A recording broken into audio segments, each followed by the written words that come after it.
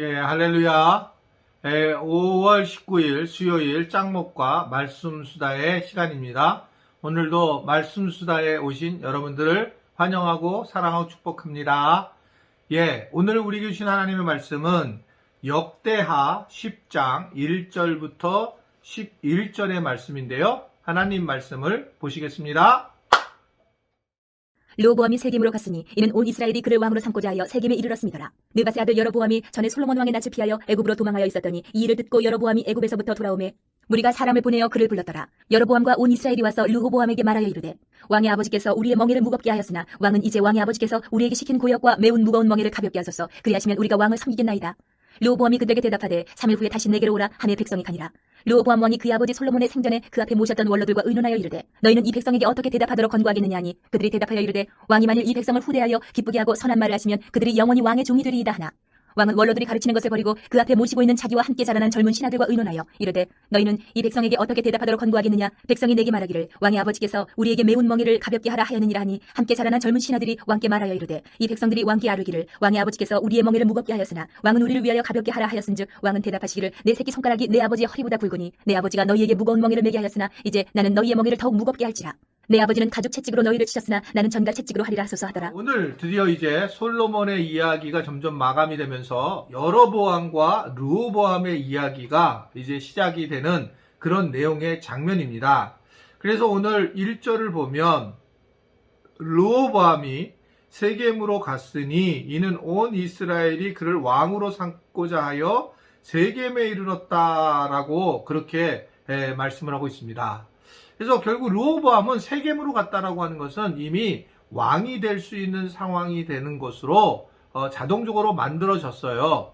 그러나 르호보암이 그곳에서 여러 가지 대답을 잘못하면서 문제가 생기기 시작하는 것을 볼 수가 있습니다. 솔로몬이 죽자 애굽에 피신하여 있던 또 솔로몬의 아들 이 여로보암이 이제 귀국으로 하게 되고 르호보암은 또 이제 왕으로 올라가는 그런 장면이 생기는 게 오늘 말씀이거든요. 솔로몬이 결국은 여러 가지 성전을 지으려고 백성들을 고생시키는 그런 모습이 있었잖아요. 그거를 이제 가볍게 해달라라고 하면서 어른들이 그 얘기를 하고 있는 겁니다. 그래서 좀 가볍게 해달라. 그랬더니 이제 결국은 이 문제를 이제 반대를 하게 되면서 그러면서 이제 어떻게 생각하면 위에서 누르는 그 리더십을 행사를 하게 됩니다. 그러면서 이게 문제가 되면서 결국 르호보암이 이제 왕으로서의 자격을 굉장히 잃게 되면서 여로보암이 다시 왕으로 세워지는 과정들을 이제 보게 되는데 오늘은 이제 르호보암의 이야기가 줄을 이루고 있습니다.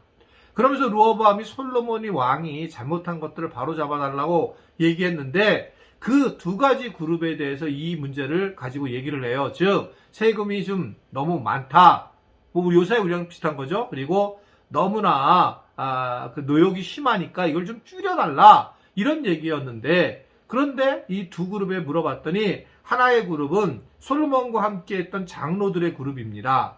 솔로몬과 연배가 비슷한 사람들이었는데 그 사람들에게 물어봤고 또 하나는 젊은 르호보암에게 비슷한 연배의 젊은 지도자들에게 물어보게 됩니다. 그랬더니 이 원로들급은 르호보암의 제안을 받아들여 백성들에게 평안을 찾게 주는 것이 제일 중요하다라고 하는 것을 조언을 했지만 젊은 지도자급들은 오히려 더 무거운 멍에를 매게 해야 된다라고 하는 것을 이야기를 하고 있는 거예요. 사실은 이게 참 많은 의미를 주고 있는 건데 사람은 살면서 그 역사를 가진 존재로 살아가게 되잖아요.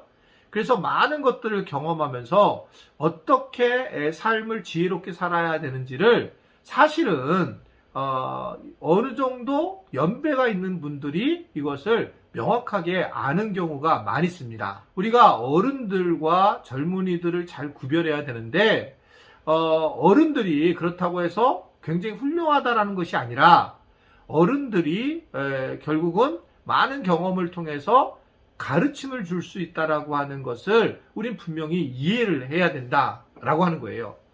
그것은 젊은이들이 좀 더 성장해 나갈 때 굉장히 도움이 될 수 있다라고 하는 것을 볼 수가 있습니다.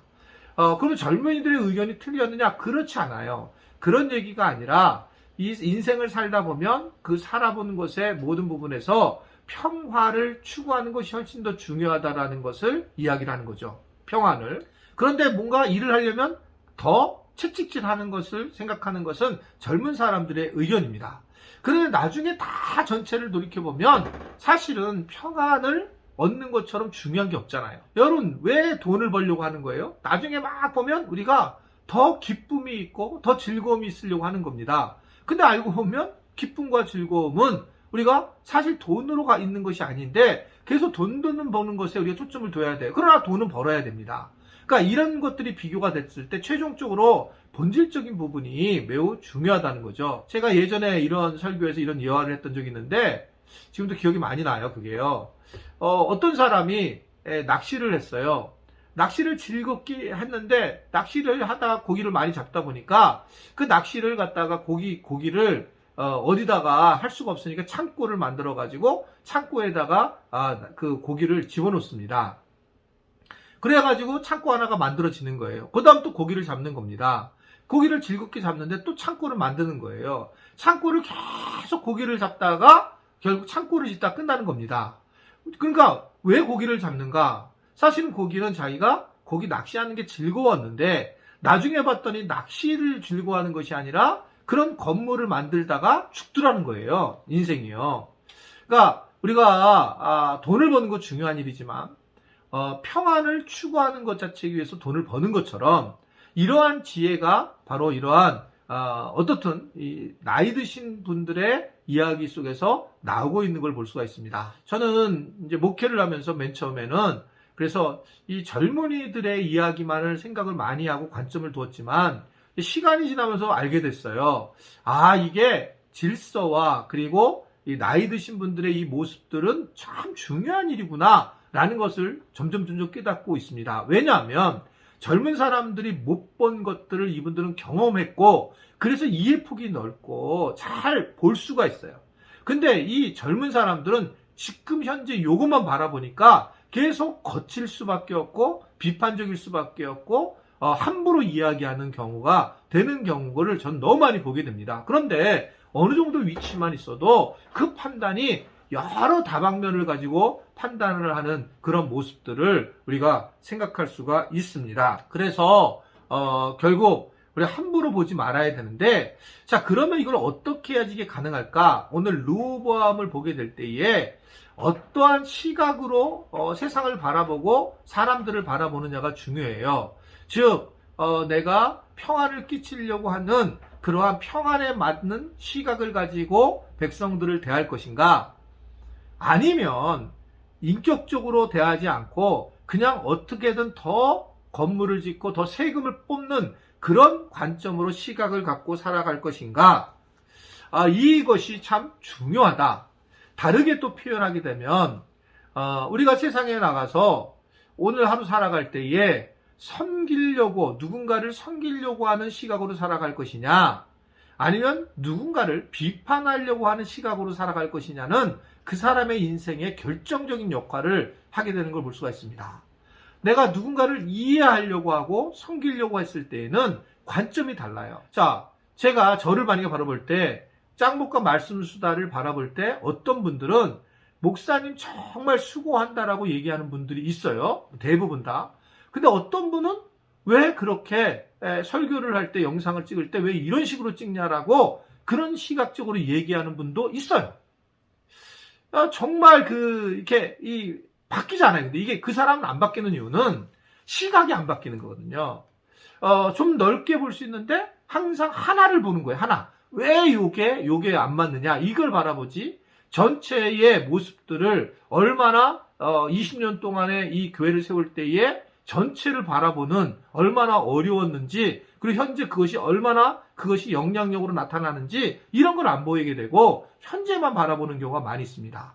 그러니까 시각을 굉장히 중요해요. 오늘도 우리 지체들이 세상을 살아가면서 비판적 시각으로 생각할 것이냐, 섬김에 내가 시각으로 살아갈 것이냐, 이것은 결국 사람을 살리는 일에 결정적인 역할을 하고 자기 자신에게도 행복한 부분이다. 다시 한번 묻겠어요.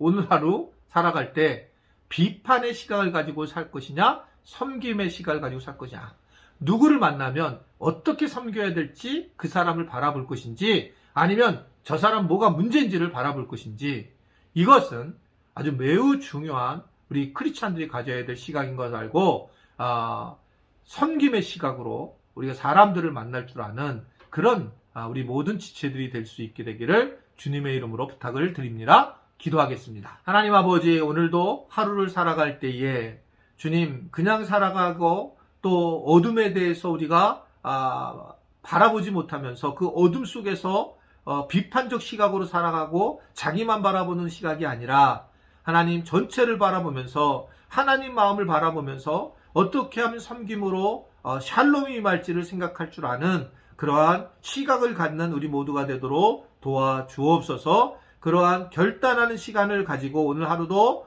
주님의 시각을 가지고 세상에 나가는 우리 모든 지체들이 될 수 있기를 바라며 예수님의 이름으로 기도드리옵나이다. 아멘.